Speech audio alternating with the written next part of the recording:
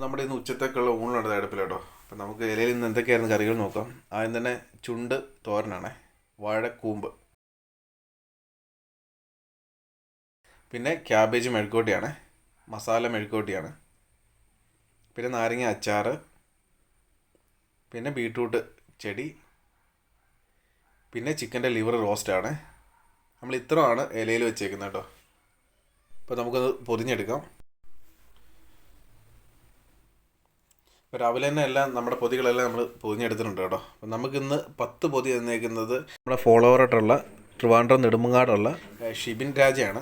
അദ്ദേഹത്തിൻ്റെ 33ാമത്തെ ബർത്ത്ഡേ ആണ് ഇന്ന്. അദ്ദേഹത്തിന് നല്ലൊരു ജന്മദിനാശംസകൾ നമ്മൾ നേരുന്നു കേട്ടോ. അതുകൂടാതെ നമുക്ക് ചെന്നൈയിലുള്ള നമ്മുടെ ഒരു ഫോളോവർ സഞ്ജയൻ ആൻഡ് രാധിക, അവർ രണ്ടുപേരെ 32ാമത്തെ വെഡിങ് ആനിവേഴ്സറി ആണെന്ന്. അപ്പോൾ അവർക്ക് രണ്ടുപേർക്കും നമ്മൾ ആശംസകൾ നേരുന്നു. അവർ നമുക്കൊരു 10 പൊതി തന്നിട്ടുണ്ട് കേട്ടോ. അതുകൂടാതെ നമ്മുടെ ഒരു ഫോളോവർ നമുക്കിന്നൊരു 3 പൊതി തന്നിട്ടുണ്ട്. അതുകൊണ്ട് സ്ഥിരമായിട്ടുള്ള നമ്മുടെ എല്ലാ പൊതികളും ഉണ്ട് കേട്ടോ. അപ്പോൾ രാവിലെ തന്നെ എല്ലാം നമ്മൾ അർഹതപ്പെട്ടവരുടെ കൈകളിൽ എത്തിച്ചു കൊടുത്തിട്ടുണ്ട്. അപ്പോൾ ഇതുപോലുള്ള പ്രവർത്തനങ്ങളിൽ നിങ്ങൾക്കും എന്നോടൊരു ഭാഗമാകാം. അതിനെക്കുറിച്ച് കൂടുതൽ അറിയണമെന്നുണ്ട് എൻ്റെ വാട്സാപ്പ് നമ്പർ മേളിൽ കൊടുത്തിട്ടുണ്ട്. താല്പര്യമുള്ളവർക്ക് മെസ്സേജ് കേട്ടോ.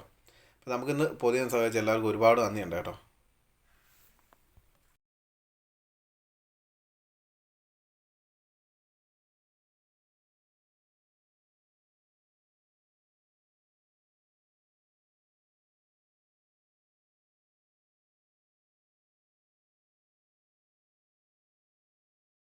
ഡോക്ടർ വിസിറ്റിന് പോകുന്ന ഒരു ഹോസ്പിറ്റൽ കേട്ടോ.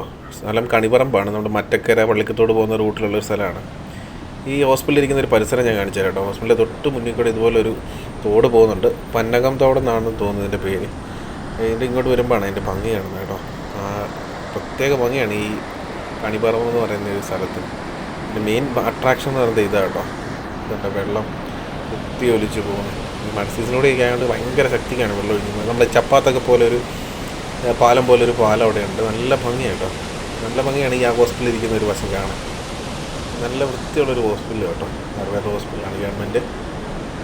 ഇതാണ് അതിൻ്റെ മെയിൻ അട്രാക്ഷൻ വരുന്നത്. അതിന് തൊട്ട് മുന്നിലത്തെ ഈ ഒരു വെള്ളച്ചാട്ടം.